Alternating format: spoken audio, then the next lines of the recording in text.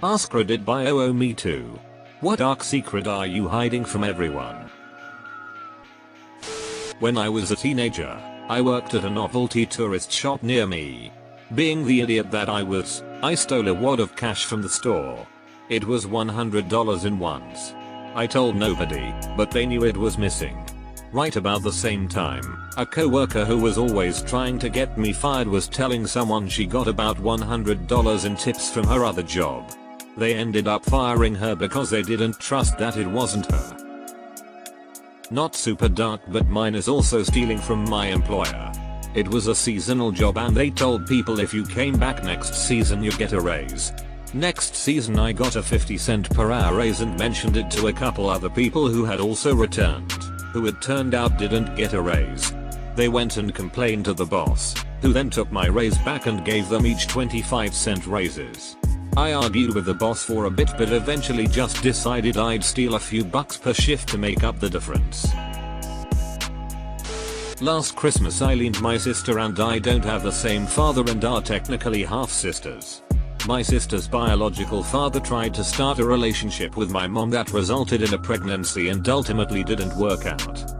That biological father is dead now, but I didn't probe any further about his identity or how he died in case it was something traumatic for my mom to remember.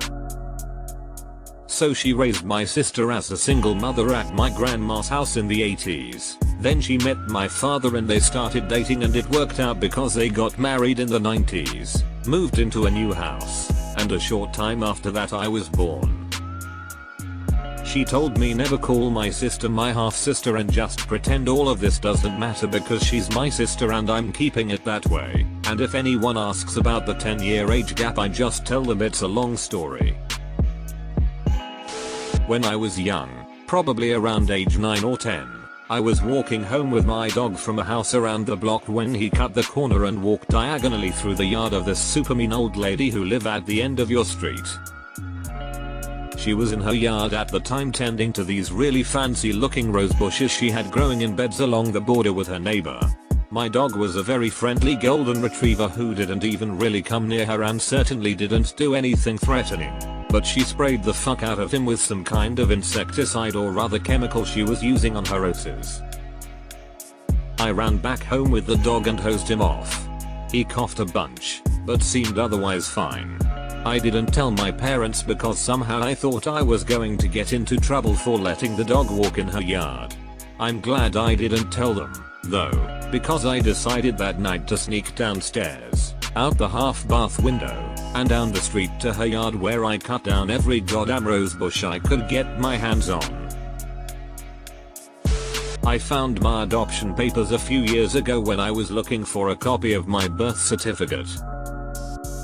I know my birth mom, I just never had a relationship with her. My maternal grandmother took me in 2002. I never knew she adopted me, I just knew that one day I ended up living with her after telling her one day I don't want to go back home lol. I also found the letter that my mom wrote as to why she was giving me up. That one really hurt. Edit. Didn't expect this many upvotes honestly lol. Thank you everyone for your kind words. My grandma is really the sweetest person ever. I'm forever grateful for her. I can't imagine the pain of what led to those circumstances, but man.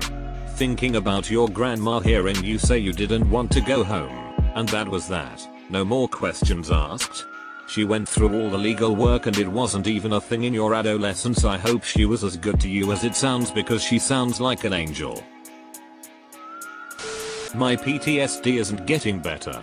I have nightly nightmares of the industrial accident I was in. I see my co-worker ripping his burnt face off every night.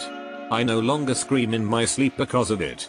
I'm no longer terrified as much by it. Even though I know it's not my fault, I feel an enormous amount of guilt for what happened to him.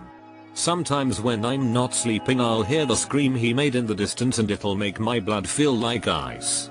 Therapy hasn't done much.